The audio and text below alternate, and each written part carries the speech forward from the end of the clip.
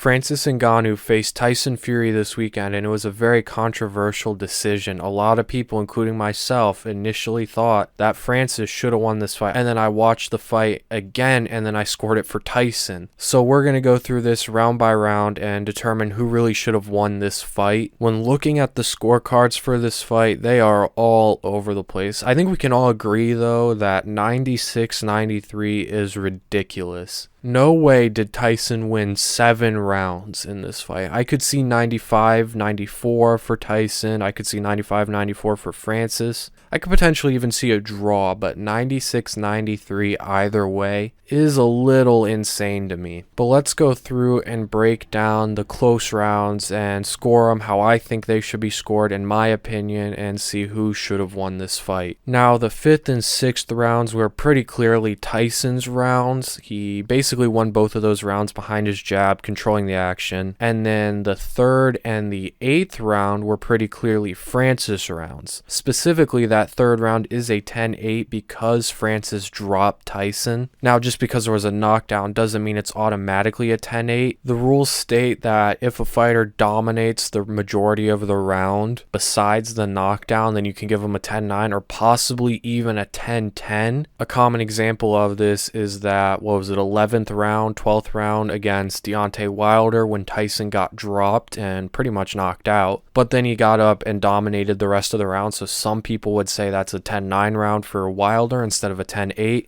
To me, I never score rounds that someone gets dropped in a 10-9 or a 10-10. They're pretty much always a 10-8 for me, and this round was definitely no different. Tyson did not do anything to warrant getting a 10-9, so that 3rd round is a 10-8 round for Francis. So that means we're going to look at the 1st round, the 2nd round, the 4th round, 7th round, 9th round, and 10th round. Now, before we look at those, we're going to quickly go over the boxing scoring criteria to determine what we're looking for. In boxing, there are 4 different criteria that contribute to how a judge should score a fight. Effective aggression is one of them. Being aggressive gives the impression of dominance, but unless the boxer is landing shots and not constantly getting countered, it isn't really effective. Judges look for effective aggression where the aggressor consistently lands a punch and avoids those from his opponent. So basically, it's your ability to be the aggressor, walk forward, land punches without getting hit back. Ring generalship. This one is kind of hard to understand. It's the fighter who controls the action and enforces their will and style. That isn't necessarily the fighter on the front foot. I said this in my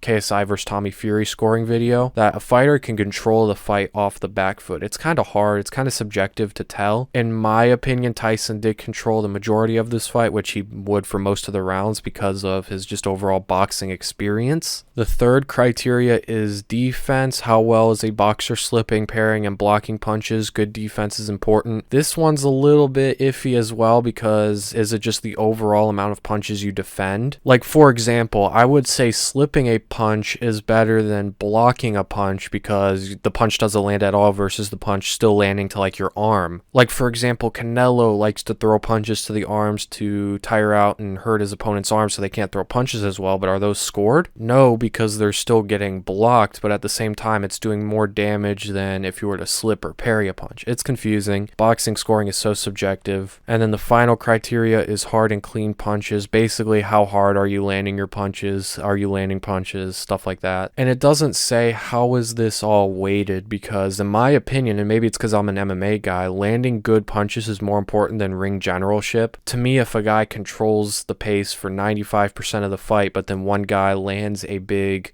right hand, say, I would think the guy that landed the right hand would win the round. And I think that's the case because rounds are scored 10-8 if you get dropped because it's the most effective punch that landed in the round most of the time. But it doesn't say what weighs higher than the other. It leads a lot to subjectivity, so I'm going to try my best to be as objective as possible, but there will be some subjectivity in this. As I said, this is my opinion on who should have won. You go watch the fight, make your own opinion. But let's start with the 1st round where Tyson lands a good overhand right, then Francis lands a good jab, and Tyson counters with an okay right hand. Both of them parry each other's punches. Francis touches Fury with a right hand, but because Fury's lead hand was out to block it, it decreased a lot of the power. Tyson then lands a light jab to the body, and then Fury grazes with a left hook. and then lands a massive right hand while mostly avoiding the counter left, and that punch pretty much single-handedly won him the round. It was a 10-9 round for Fury. Pretty clear in my opinion. He was better overall defensively, slipped a lot of Francis's shots pretty well. They both were pairing each other, and Francis was blocking a lot of Tyson's shots in return, but I would say overall Tyson was better defensively because of the slipping, again, the subjectivity. Fury was controlling the pace, and I guess you'd have to give him the effective aggression, but I would say that one big right hand at the end of the round pretty much single-handedly won him that round. Then we go to the second round where Fury is able to just evade Francis's punches. Francis then grazes a punch to the body as Fury moves away, which decreases a lot of the impact. He's not moving into it, he's moving away from it. Francis lands a pretty good left hook to the body as Tyson moves into it, but it bounced off of Tyson's elbow, which decreased a lot of the power. Decent jab from Tyson here. Francis barely misses an uppercut. One of his best punches. I said that in my prediction video. That uppercut is one of his best punches, and it just missed. If he landed that, he then lands a good right hand that actually cuts Fury over his eye. Francis judges distance well, causing the right hook to just miss. Fury parries the jab, lands a good jab of his own. He was landing many good jabs throughout this round. Now, they weren't doing a lot of damage. They were pretty light shots, but this was an extremely close round. This was probably the closest round of the fight, in my opinion. I would say Fury was slightly more effective defensively. I would say he avoided more punches and defended more punches. He also definitely controlled the pace with his feints and his distance management, but Francis did land the best punch of the fight, the round, with that left hook to the body, but it did bounce off of Fury's elbow, which decreased a lot of the impact. Fury was landing some good jabs. This is a super close round. I could definitely see this round being a 10-10. Everything was pretty equal. Fury was the one better defensively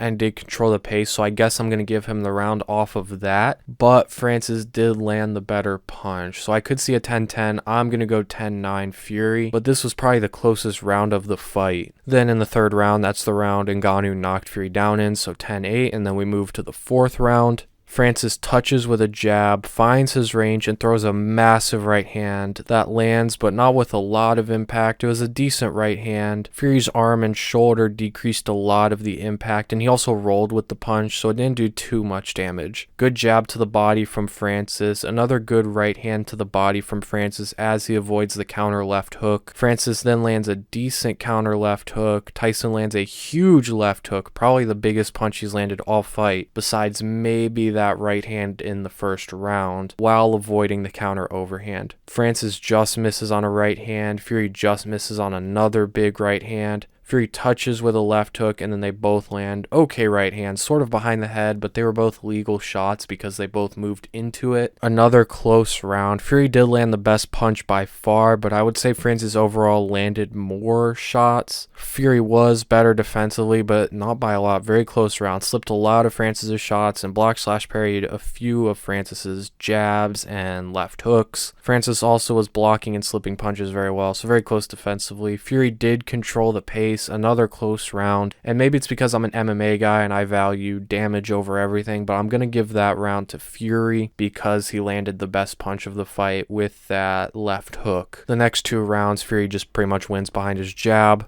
And then we get to the seventh round where Francis makes the adjustment to come out in southpaw. And this was, again, probably the second closest round of the entire fight. Not a whole lot happened here because both guys were starting to gas out and get tired, so their volume went down. But Francis did touch with an extended right hand to the body. Tyson lands an alright jab, but it's to the chest, not the most damaging spot to land a punch. Francis appears to land a right hand to the body, not much power as Fury is moving away. And then Francis appears to land two good uppercuts in the clinch. It's hard to tell because of the camera angle, but if they did land, they didn't have that much impact. Francis also landed a decent left hand, but Fury did appear to wobble a little bit from it. It looked like it grazed, maybe caught Fury a bit off balance, but I'm gonna have to give the seventh round to Francis. I think he landed the better shots overall, was actually probably better defensively this round. It was close, maybe you could say Fury. It was very even defensively. Francis was blocking and parrying the jabs and the right hands. Fury did have, I would say Fury controlled the pace, but I don't think it's enough to outweigh the shots Francis landed, so I'm gonna give the seventh round to Francis. Francis then easily wins the 8th round, and then we move into the last 2 rounds. In the 9th round, Francis lands a good power left hand as Fury tries to parry, which did decrease some of the power behind it, then follows it up with a decent right hand. Fury and Francis both miss on hooks that deflect off of each other's shoulders. Fury barely lands a right hand. He threw this with a lot of power, but it just barely touched Francis. And then both guys miss on hooks. Again, not a whole lot happened this round, but I would say this is a 10-9 round for Francis. The pace really did slow here. Kind of a boring round with not a lot of action. Francis seemed better defensively, slipped many of Tyson's jabs and right hands. I wouldn't say anyone overly controlled the pace. I would say the ring generalship was pretty even. Francis did land the best punch with that left hook right hand, which I guess pretty much won him the round in my opinion, which means in the 10th round, whoever wins this round wins the fight pretty much. Tyson misses a jab while Francis misses on a counter left hook. Francis parries the jab, then Tyson grazes with a jab. Tyson barely lands another jab while avoiding the counter left hook. Francis lands a good right hand to the body